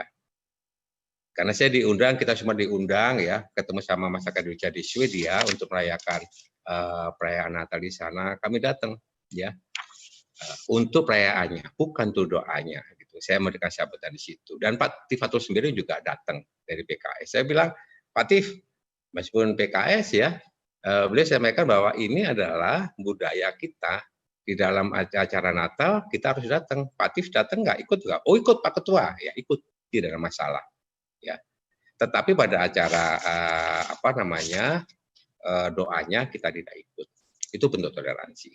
Kalau tadi disampaikan oleh Ibu Sylvia bahwa bagaimana dengan kementerian-kementerian di Indonesia, setahu saya semua kementerian tetap mengadakan, ya, tetap mengadakan. Apakah ada penolakan-penolakan dari sebagian orang-orang itu? Pasti ada, ya. Sampai saat ini, saya harus jujur sampaikan masih ada mereka-mereka yang menolak untuk menyampaikan ucapan selamat Hari Natal. Ya. Ibu Sylvia, selama 10 tahun ya saya wali kota di Blitar, pas perayaan Natal selalu saya menyampaikan ucapan Natal itu dari gereja ke gereja, ya. Saya sampaikan itu. Ya, saya sampaikan sambutan di situ, tidak ada masalah gitu. Di Jakarta juga seperti itu, ya, tidak ada masalah. Ya. Tetapi ya kan begitu kan saya dari gereja ke gereja selalu saya sampaikan ya. Baik itu yang Katolik, baik itu yang Kristen, atau Protestan, itu kami akan keliling dari gereja-gereja untuk menyampaikan itu, tidak ada masalah. Saya Saya pikir gitu ya, misalnya Pak Anies ya, Pak Anies Baswedan sekarang pun itu juga harusnya hadir dong, ya. Dan dia juga hadir merayakan itu, tidak ada masalah. Tapi kenapa pada saat menjelang nanti pilkada itu dipersoalkan? Iya. Kan Iya. gitu masalahnya. Kenapa? Gitu Iya. kan dipersoalkan. Ibu, saya harus sampaikan begini. Kita mengetahui bahwa pasca gerakan reformasi 98 itu kan terbuka lebar tuh. Ya. Maka masuklah berbagai macam gitu ya, ideologi transnasional masuk. Ya. Yang menginginkan ada perdebatan di situ, tentu kita kalau kita baca sejarah begitu ya. Sebelum Indonesia ini terbentuk, sebelum Pancasila ini disahkan gitu, ada perbedaan di kelompok masyarakat ya, apakah Indonesia itu didasarkan pada agama ya, negara agama atau negara nasional. Kita masih ingat di situ begitu kan, ada 7 kata yang dihapus di dalam sila pertama Pancasila yang disebut dengan Piagam Jakarta. Ya, 7 kata itu dengan kewajiban menjalankan syariat Islam bagi pemeluknya, kan begitu. Ya, itu dicoret. Kenapa kalau dicoret? Karena kalau itu dimasukkan, gitu, ada keberatan bagi saudara kita di Indonesia Timur. Ya, Iya. kan begitu. Akibatnya apa? Akibatnya Indonesia pecah. Maka berkat kebesaran para tokoh-tokoh Muslim, ya, maka itu sepakat, maka itu dicoret. Nah, tetapi persoalannya, apakah ini untuk mendirikan negara berdasarkan agama Islam itu masih belum habis? Ada sudah habis, sudah selesai? Saya katakan belum. Tetap masih ada yang menginginkan, ya. Masuklah ya satu sistem di dalam tata pemerintahan kita. Mereka ingin mengaplikasikan ya nalar yang saya sebut dengan nalar syariatik ya, syariat berdasarkan syariat ya di dalam tata kelola pemerintahan. Maka muncul perda-perda syariah. Ya, seperti kita katakan, dan itu terjadi misalkan di mana? Di provinsi-provinsi yang mayoritas Islam, Sumatera Barat. Betul tidak? Kemudian di Aceh, di Jawa Barat, ya. Kemudian masuklah begitu ya, hal-hal yang sifatnya syariat itu di dalam tata cara berpakaian. Oke. Di tempat-tempat publik. Maka di beberapa itu sebetulnya itu tidak dibenarkan secara konstitusi kita loh. Ya. Di tempat-tempat publik di beberapa itu ada perda kalau masuk ke situ harus pakai jilbab misalnya begitu. Ya, Kak. Nah, tapi bagaimana dengan yang non muslim? Ya. Nah, hal seperti inilah sebetulnya tantangan kita juga ya. Kita harus luruskan kalau menurut saya. Ibu Sylvia ya, saya sampaikan begini, pengalaman aja ini enggak apa-apa. Saya muslim gitu ya. Istri saya juga sudah naik haji ya. Tapi istri saya juga tidak memakai jilbab kok. Tidak memakai kerudung kok. Mbah saya itu muslim fanatik. Dia juga tidak pakai jilbab kok. Dia pakai kerudung. Zaman dulu kan pakai kerudung tuh ya. Apa yang terjadi? Karena semua istri kepala daerah rata-rata itu yang muslim pakai jilbab, istri saya tidak. Terus ditanya sama yang belum kenal, apakah Bu Jarod ini non muslim ya? Jawab istri saya tertawa begitu, enggak, saya muslim. Saya muslim. Ya, artinya apa? Artinya ya, kok agama itu kok dilihat dari pakaiannya saja ya? Iya. Iya, Kak. Apakah yang muslim itu misalkan saya harus pakai seperti orang Arab kan gitu ya, pakai baju gamis kan begitu. Ya pakai apa tuh topi putih kan gitu kan, tidak juga. Kalau kita mendalami agama itu dari hati kita. Ya. Iya. Ya, ini yang sekarang ini muncul. Inilah sebetulnya menjadi PR kita. Ya, sekarang terjadi di Indonesia toh, ya. Ada radikalisme, ya Kak. Mudah sekali. Saya paling jengkel gitu ya. Kalau sejak kecil anak kita itu disekat-sekat gitu loh. Betul. Disekat-sekat gitu ya. Disekat-sekat misalnya begitu ya. Saya risih misalkan kalau ada orang saya makan ya, itu non muslim. Jadi kenapa? Meskipun non muslim itu saudara kita loh. Ya. Nah, terjadi ini, terjadi. Nah, oleh karena itu sekali lagi ini tantangan kita. Maka saya sampaikan bahwa persatuan itu, nasionalisme itu harus menjadi proyek bersama kita. Ya, kita harus menghargai. Silakan. Ya, kenapa? Karena sejak zaman dulu kala bangsa Indonesia itu bangsa bertuhan. Tuhan sesuai dengan ajaran agama dan keyakinan masing-masing, dan itu dijamin di dalam konstitusi kita. Betul. Maka ya kalau terjadi itu di kedutaan di mana di Dubai ya. Di Abu Dhabi. Pak Wahid memang Abu Dhabi ya, Pak Wahid memang oke ya, gitu ya. Dan memang harus seperti itu, ya kan? Bukankah salah satu tujuan negara kita di dalam pembukaan Undang-Undang Dasar itu kan melindungi ya segenap bangsa Indonesia dan tumpah darah Indonesia, kan gitu. Semuanya, dimanapun kalian berada, kan begitu ya. Jadi itu ya, itu tantangan kita semua ya. Maka itu pekerjaan kita semua. Untuk tadi kita kembali ke topik, kembali ke laptop bahwa Indonesia itu memang harus saling mengasihi satu sama lain. Satu. Yang kedua begini, saya sering disampaikan sama teman-teman. Kenapa sih Pak Jarod ini sama Pak Ahok kok bela banget kok, peduli banget. Ya, saya bilang begini loh. Kalau kau itu punya seorang sahabat, kau itu berteman dengan orang. Kalau teman kau itu lagi kesusahan, lagi menderita, itu kau harus ada di sampingnya. Kau harus membela dia. Itu ajaran kita, ajaran nenek moyang kita, ya orang tua kita. Kalau ada teman kita sakit, kita akan pasti datang mengunjungin. Kalau ada teman kita, saudaranya meninggal dunia, orang tuanya meninggal dunia, kita hadir untuk merasa kawan. Betul nggak? Kita harus hadir ketika seorang sahabat kita lagi kesusahan, lagi menderita ya. Tapi sebaliknya, kalau sahabat kita itu lagi mendapatkan kebahagiaan, kita tidak perlu harus hadir. Kalau tidak diundang, ya nggak? Misalkan ada saudara kita, teman kita yang berbahagia dia menikahkan anaknya. Kalau kita nggak diundang, nggak datang dong. Ya nggak? Misalnya ya kita pernah berjuang, misalnya memperjuangkan seseorang, dia menjadi gubernur, wali kota, atau presiden, dan sebagainya. Ketika selesai. Ya, jangan berharap kemudian ya kita harus hadir di situ. Tidak, itu tidak ikhlas kalau menurut saya.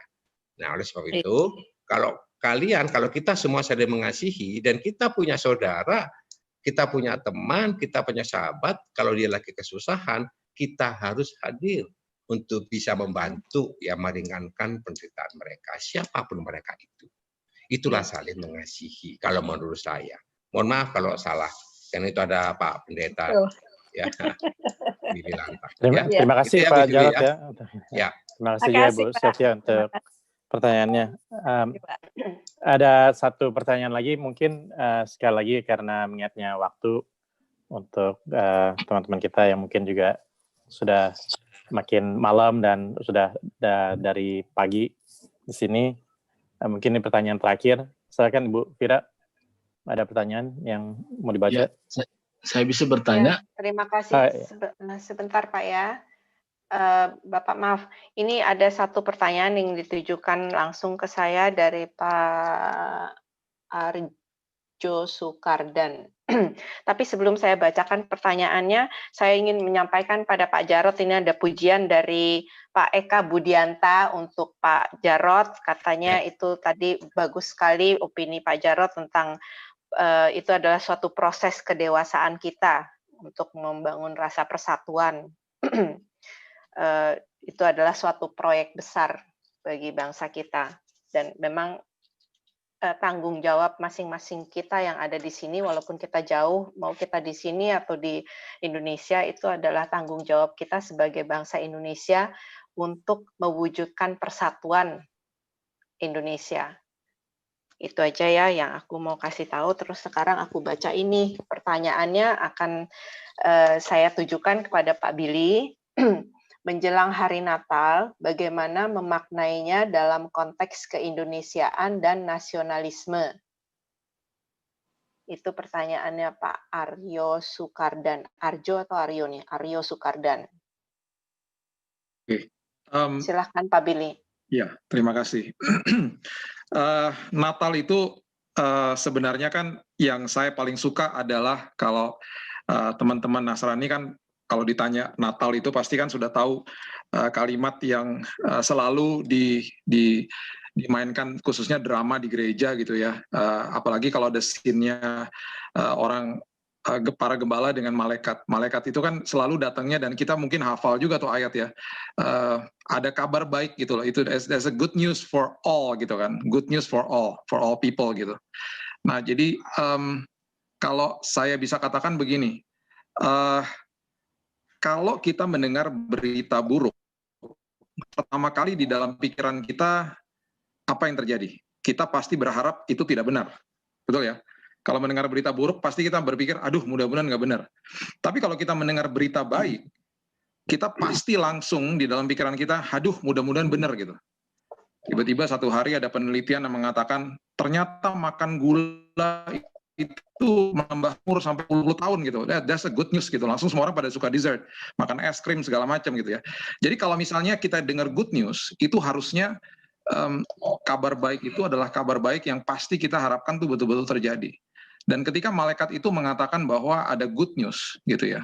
Terus kemudian kita nih sebagai orang-orang Nasrani khususnya yang merayakan Natal ya, kita tahu di dalam kitab suci kita diajarkan bahwa kasih adalah segala-galanya gitu. Dan makanya kita harusnya pakar dalam menghidupi kasih yang sebenarnya gitu. Nah, kalau kita masuk ke dalam Natal ini dan kemudian ada hubungannya dengan apa dengan Indonesia, kita sebagai bangsa Indonesia, seharusnya yang saya selalu katakan juga kepada semua teman-teman Nasrani, saya katakan ibadah itu nggak bisa cuma ada di gereja, nggak bisa. Karena ibadah itu nggak bisa dikatakan bahwa saya hanya melakukan ibadah di dalam gedung gereja. Karena nggak gitu. Gereja, arti kata gereja sebenarnya adalah manusianya gitu. The people that are called out. That's the real meaning of church.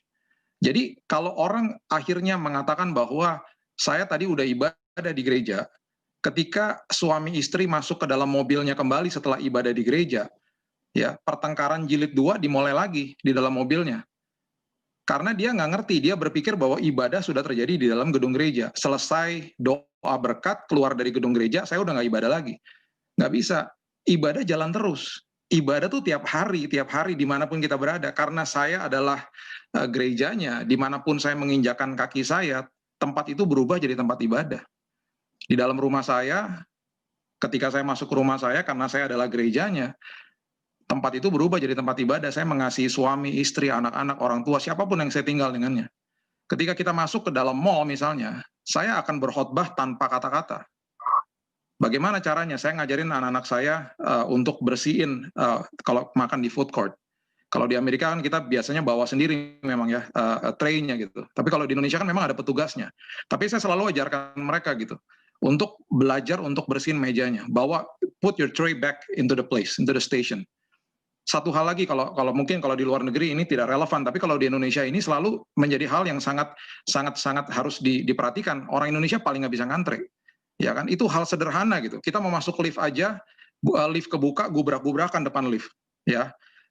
Harusnya kan kita tahu bahwa yang dari dalam lift keluar dulu, kemudian baru prosesi, kemudian baru yang dari luar masuk ke dalam. Di Indonesia kan nggak gitu.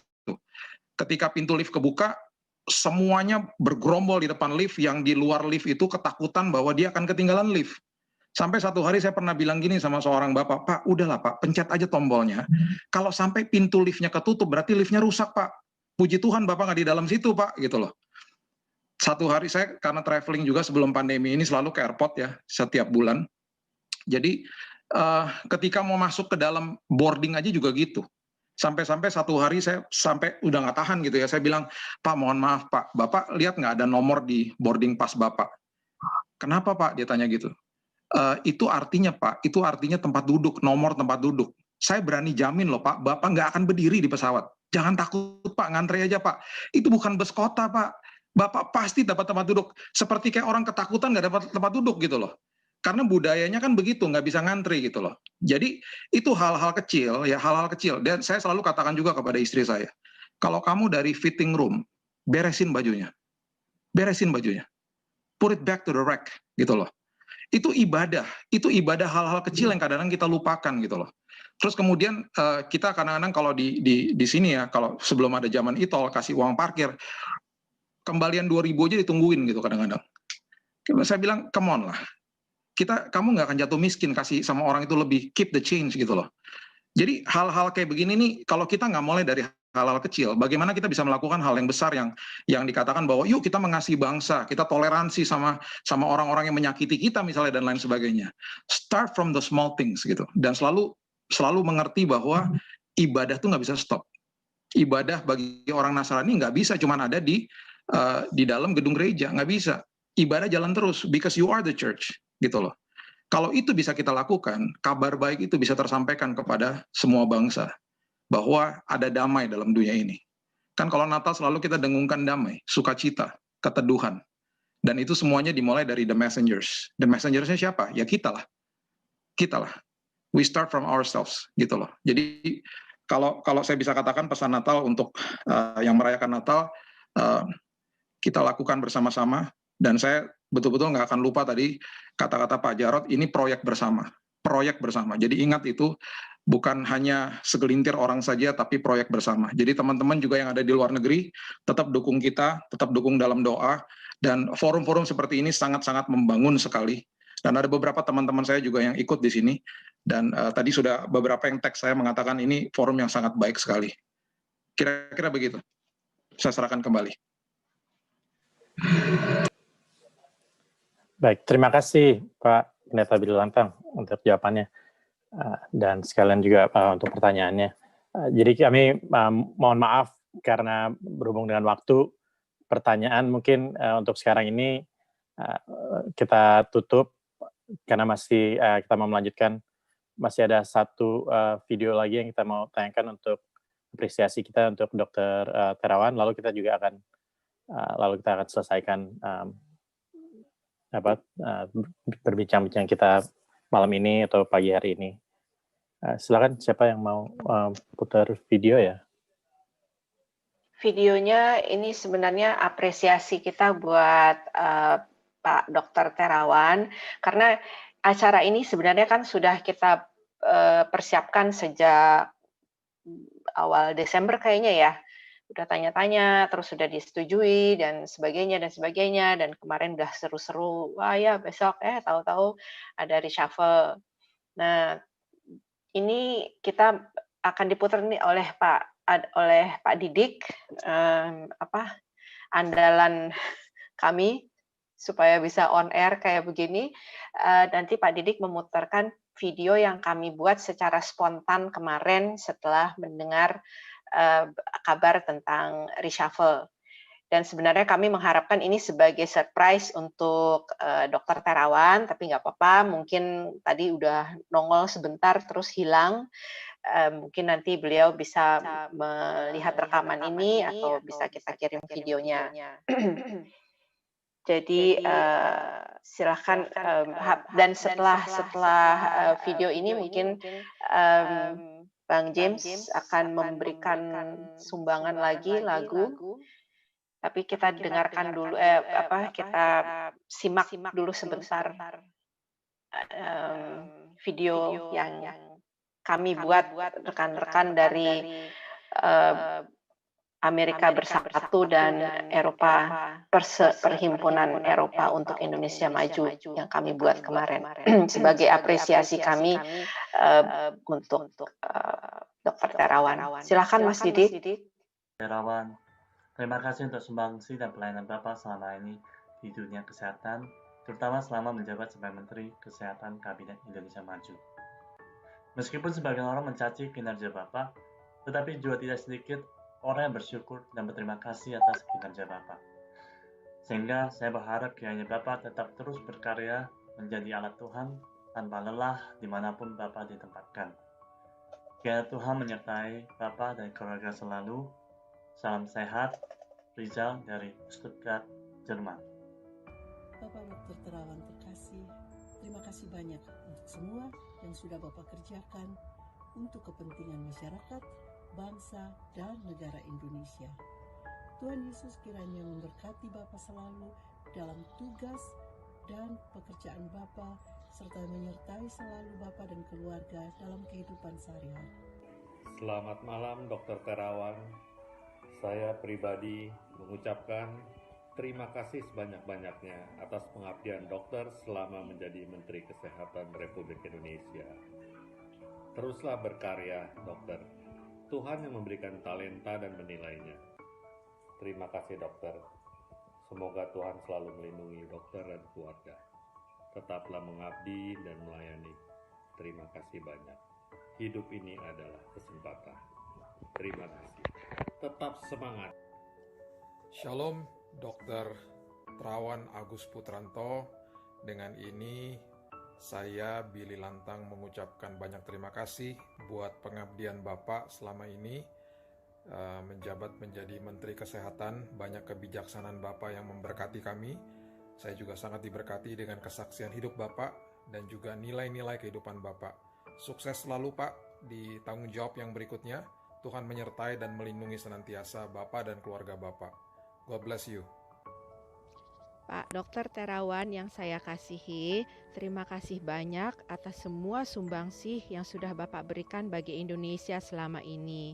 Bapak jangan berkecil hati karena kita percaya rencana Tuhan selalu indah pada saatnya. Dan nanti kalau Pak Dokter sudah tidak sibuk lagi, ayo jalan-jalan ke Wina, saya antar ke sini. Ini di belakang saya Burg Berchtesgaden, usianya sudah lebih dari 1000 tahun dan sangat interesting untuk ditinjau.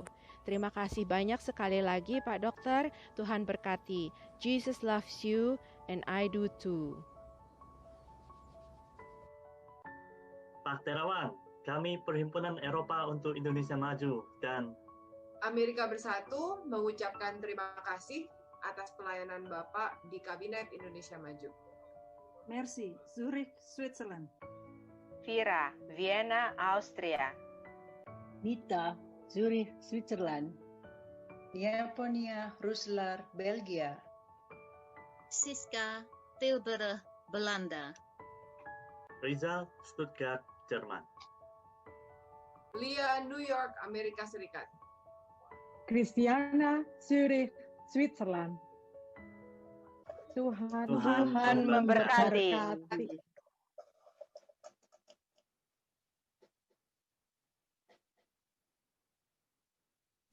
Terima kasih Mas Didik, terima kasih teman-teman. Ini ceritanya ada lagu lagi, Lia, atau gimana? Ini sebenarnya ya boleh juga saya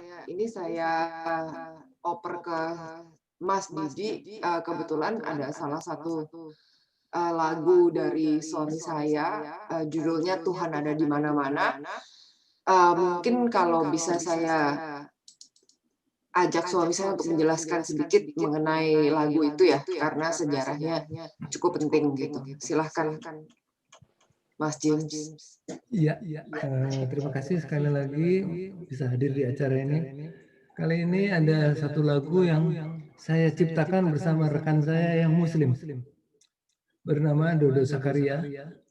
Dan ketika itu saya lagi menghadapi Paskah, Mas Dodo lagi menghadapi Idul Kurban. Tiba-tiba kami ingin mencari sesuatu lagu yang religius. Ketemulah lagu ini bersama-sama dan akhirnya pada saat Mas Dodo meninggalkan kita, beliau sudah almarhum. Ketika kena cancer, beliau kena cancer. Ketika beliau di tengah-tengah ajalnya meninggal, di bawah pengajiannya membawakan zikir ya. Tapi saya membisikkan bersama Lia, membisikkan kepada sahabat ini lagu ini. Tuhan ada di mana-mana. Jadi Tuhan menyertai kita semua, apapun agama kita, apalagi di bangsa Indonesia yang kita terdiri dari berbagai agama. Tuhan akan menyertai kita dalam susah maupun senang. Mudah-mudahan lagu ini bisa menginspirasi kebersamaan kita dalam menghadapi masa-masa sulit 2020. Terima kasih.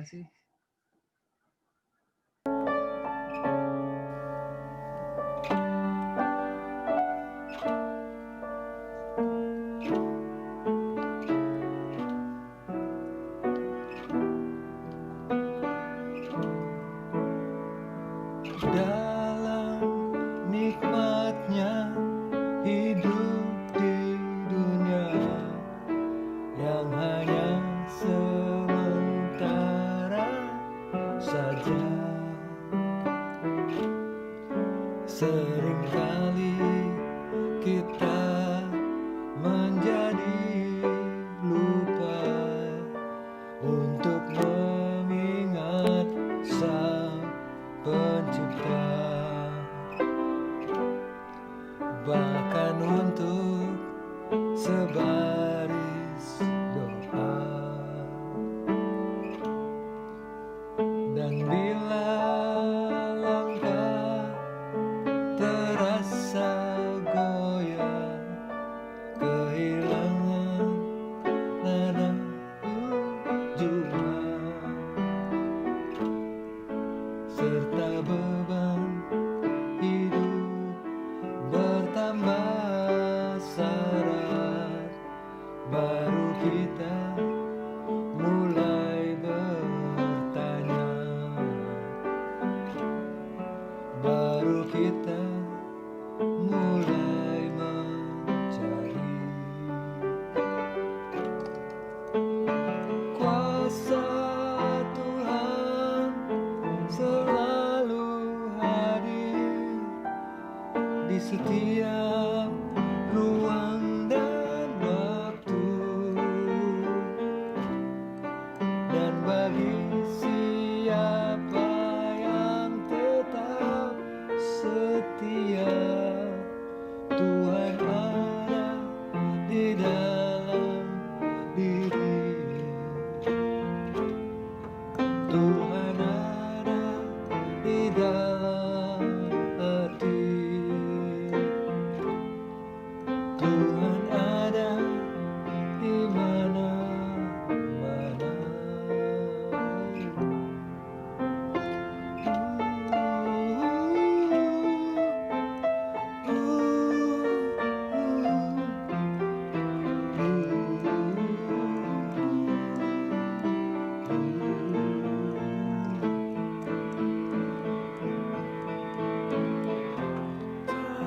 Tuhan selalu hadir di setiap ruang dan waktu,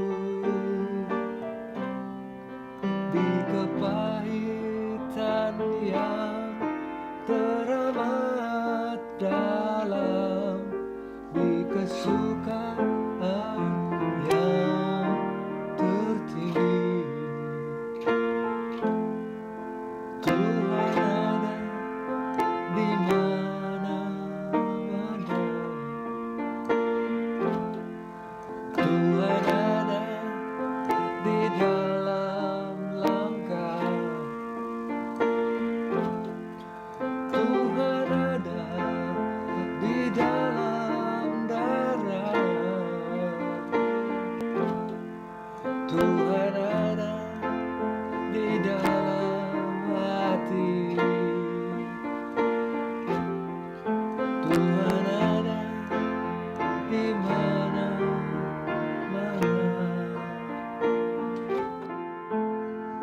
Tuhan ada dan menyatu di dalam diri.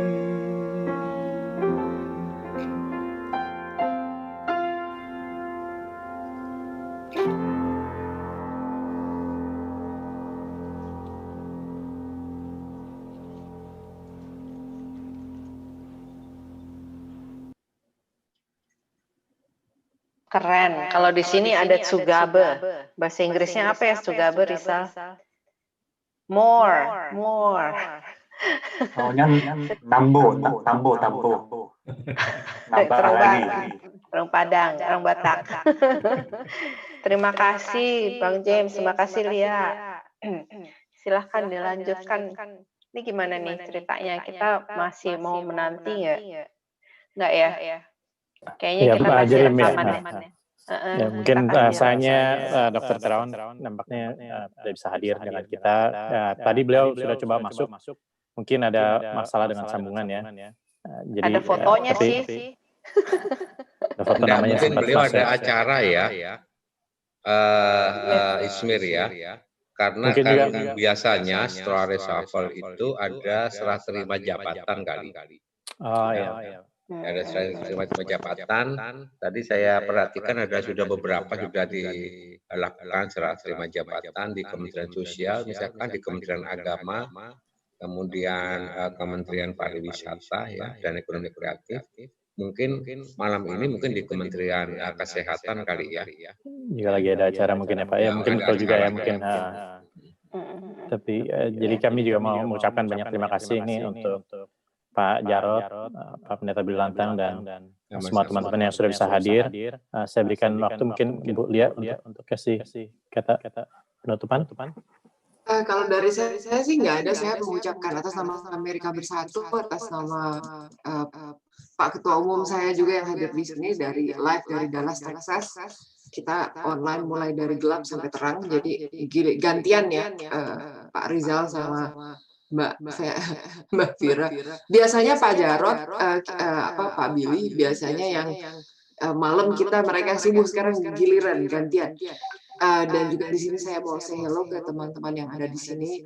Ada beberapa muka yang familiar dari Mbak Mercy, Mbak Christina. Saya lihat fotonya kemarin dan ini banyak sekali yang saya ada juga Pak Daniel Fu dari Atlanta, Mbak Mayasari, Pak Husni, dan teman-teman lain nggak bisa saya sebutkan satu persatu. Terima kasih atas kehadirannya. Dan juga kalau misalkan bulan depan nanti kita ada acara, mungkin kita juga bisa berkumpul lagi bersama di sini. Pak Jarod kebetulan juga di Amerika Bersatu dan di PETJ kita juga ada program 1 jam bersama. Kemarin ini tamu kita itu ada Pak Ganjar, Ibu Risma, dan juga Pak Lutfi ya, mantan dubes kita yang sekarang baru aja dilantik kemarin. Kalau di sini berarti masih hari yang sama. Jadi mungkin suatu hari kita bisa mengundang Bapak untuk hadir karena fansnya Bapak juga di sini. Dan mungkin sebelum selesai kita semua bisa foto bersama dulu ya. Ini kameranya tadi ada yang bilang katanya nggak bisa nyalain, tapi kayaknya udah terperbaiki.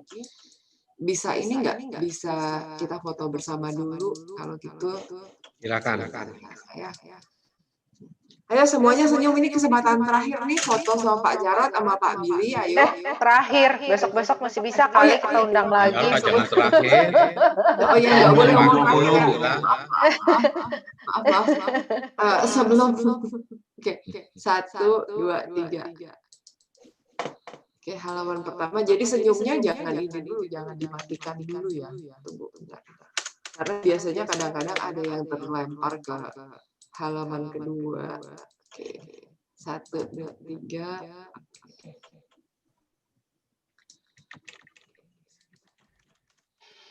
Pada tahan nafas. Udah itu aja, udah ini. Sudah. Terima kasih Bapak. Sampai ketemu lagi. Sebentar sebelum pada pergi.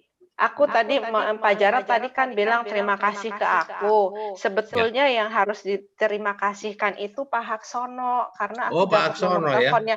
Iya, nomor teleponnya Pak Jarod aku dapatnya dari Pak Haksono. Nggak tahu masih ada nggak tuh Pak Haksono? Pak Haksono kalau masih ada bisa bengok sedikit. Masih ada nggak Pak Haksono? Ada berarti. Pergi ya. Tadi sih ada. Iya. Tapi pokoknya terima kasih sama Pak Haksono juga. Dan terima kasih tentunya Mas Didik dan Indonesian Muslim Society of America.